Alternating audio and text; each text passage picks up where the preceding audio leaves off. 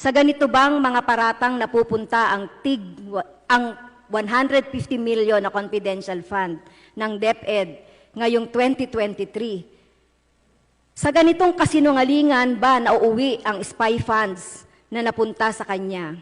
We take note her highly slanderous claim that we and I, myself, have links to the NPA and her admission of unauthorized and imprudent spending of public funds.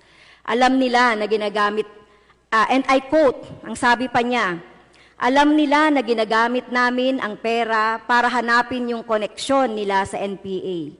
Matagal nang pinasubalian ng COMELEC ang kasinungalingang ito at hanggang ngayon ay walang ebidensyang tatayo sa korte na ipapakita ang mga red taggers at terrorist labelers sa amin. Sayang lang ang pera ng bayan sa ganitong pagwawaldas.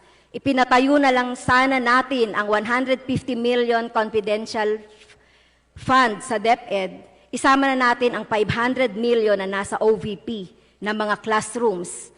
Malaking dagdag na sana ang funds na ito sa mga MOOE na mga public schools para tumaas ang kapasidad nila para ma-admit ang lahat ng mga batang gustong pumasok sa public schools. Mr. Speaker, sa aking mga kapwa mambabatas, sa taong bayan, magandang araw po. Gusto ko pong ipahayag ang aking mga saloobin ukol sa mga mapanlinlang na pahayag ni Vice Presidente Sara Duterte. Sa isang aktibidad sa Davao, nag-insinuate siya na ang 2 milyon na pagbaba sa enrollment ng ating mga estudyante sa panuruan 2023 to 2024 ay dahil daw sa mga rally at ako ang nagdadala sa mga bata sa mga rally. Sa pagtatangkang iwasiwas ang lehitimong issue ng napakalaking dropout rate at enrollment na pinaputok natin sa kagawaran ng edukasyon, pinapartangan ako in so many words ng Vice Presidente na ako ang dahilan na nawawalang mga bata at dahil ito di umano sa nagdadala ako ng mga bata sa mga rally.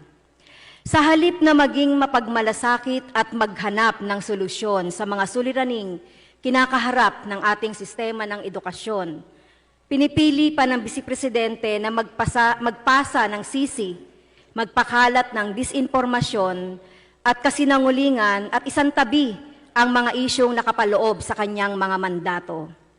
Una, nais kong ipunto na ang mga rally at pagkilos ng mamamayan ay kabahagi ng demokratikong proseso ng isang bansa. Ito ang boses ng mga taong nais magpahayag ng kanilang mga saloobin at labanan ang mga hindi makatarungang polisiya ng pamahalaan. Ang pagkilos na ito ay isang pagsasabuhay ng ating karapatan sa malayang pamamahayag at pakikibaka para sa tunay na reforma. Hindi ito dapat minamasama, nilalagyan ng hindi magandang kulay at dinidemonize.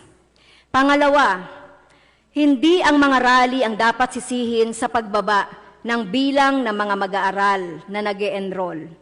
Ang tunay na dahilan ay ang mga sistematikong problema sa ating edukasyon tulad ng kawalan ng sapat na mga paaralan, kakulangan ng mga guro, kakulangan ng mga aklat at iba pang mga kagamitan, at ang kahirapan ng ating pamilyang Pilipino na nagpapatuloy na makapagpatuloy sa pag-aaral kanilang mga anak. Ang pagsisi sa mga rally ay isang panlilinlang lamang at pagtatanggi sa mga konkretong sitwasyong kinakaharap ng mga guro, estudyante at mga magulang. Ito ay pagpapabaya sa mga napakabigat na suliranin ng ating mga mamamayan. Ikatlo, her statements are utter lies, totally absurd and malicious. Wala akong kasong kidnapping at child trafficking.